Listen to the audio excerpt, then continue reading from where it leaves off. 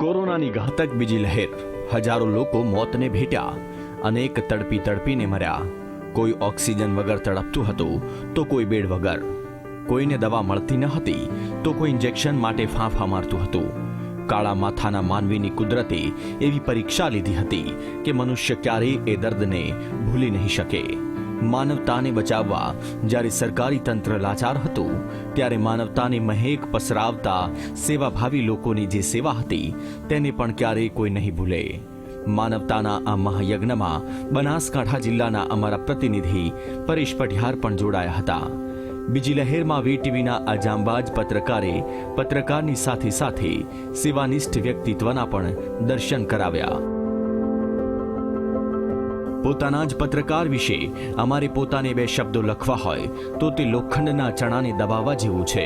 પરંતુ પરેશ પઢિયારે જે સેવા કાર્યોથી જિલ્લાના લોકોને મદદ પહોંચાડી અને જેમને આ મદદ મળી હતી, તેમણે અવારનવાર અમને કહ્યું કે તમે અન્ય લોકો માટે તો ઘણું લખો છો, પરંતુ તમારા જ કર્મચારીએ જે સેવા કરી છે તેને લોકો સુધી પહોંચાડો.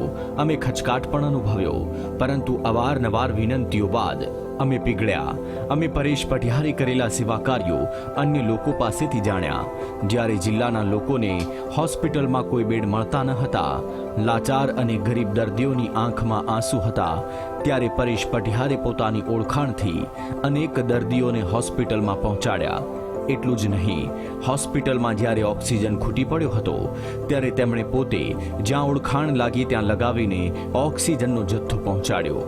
ઓક્સિજનની બોટલો પોતાના ખભે ઉપાડીને મોતના મુખમાંથી દર્દીઓને બહાર કાઢ્યા.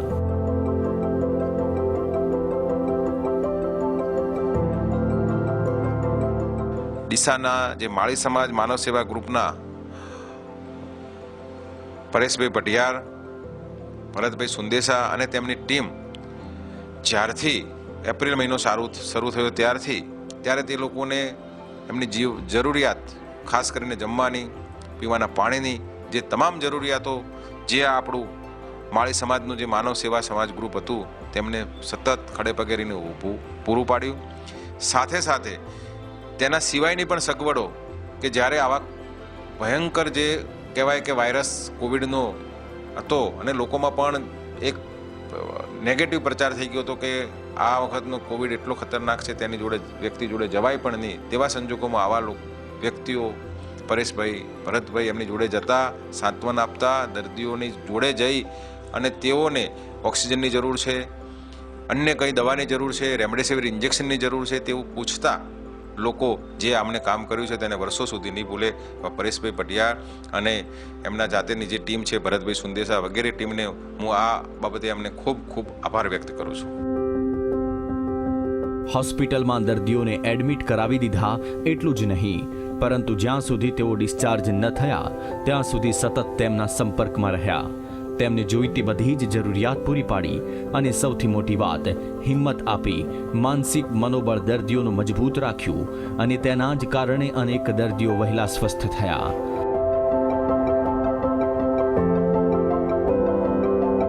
હવે સૌથી મોટો પ્રશ્ન એ હતો કે વધતા સંક્રમણને લઈ જિલ્લામાં સ્વૈચ્છિક લોકડાઉન લગાવવામાં આવ્યું હતું. તેના કારણે એક પણ દુકાનો ખુલ્લી ન હતી.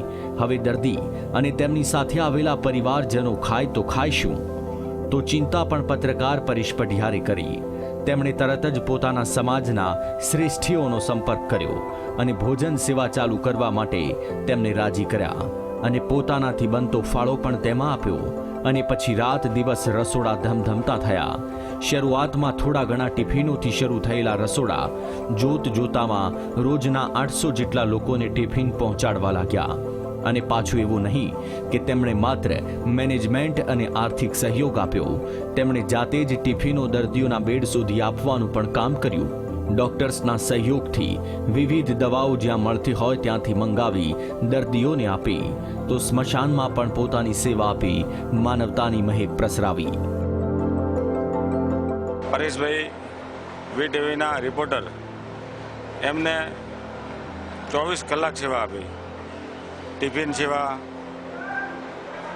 ઓક્સિજન સેવા, અન્ય લોકો જે સિવિલની અંદર જેમને ખૂબ પ્રોબ્લેમ હતો, કેટલાક લોકો તો એમના ઘરવાળાને એમના લોકોને બહાર મૂકીને જતા રહ્યા હતા, પણ પરેશભાઈએ એ લોકોને ઓક્સિજન બોટલો પહોંચાડી, એ લોકોને ટિફિનની અંદર સારામાં સારી ક્વોલિટી જે બનાવી એની અંદર અમે બધા સહભાગી હતા. પણ ખરેખર જે પરેશભાઈએ આવી કપરી પરિસ્થિતિની અંદર જે અમને સેવા આપી છે, ખૂબ સારી સેવા આપી. પરેશ પઢિયાર આટલી સેવામાં વ્યસ્ત હોવા છતાં પોતાની ફરજથી એક પણ વાર ચૂક્યા ન હતા. જ્યારે અમારી હેડ ઓફિસથી કોઈ સમાચાર માટે ફોન જતો કે કોઈ સ્ટોરી સોંપતા તો તે પણ એક પણ ક્ષણનો વિલંબ કર્યા વિના પૂરી કરી દેતા. વીટીવીના આ જાંબાજ પત્રકાર પરેશ પઢિયાર પર સમગ્ર વીટીવીની ટીમને ગૌરવ છે. Bureau report, VTV news.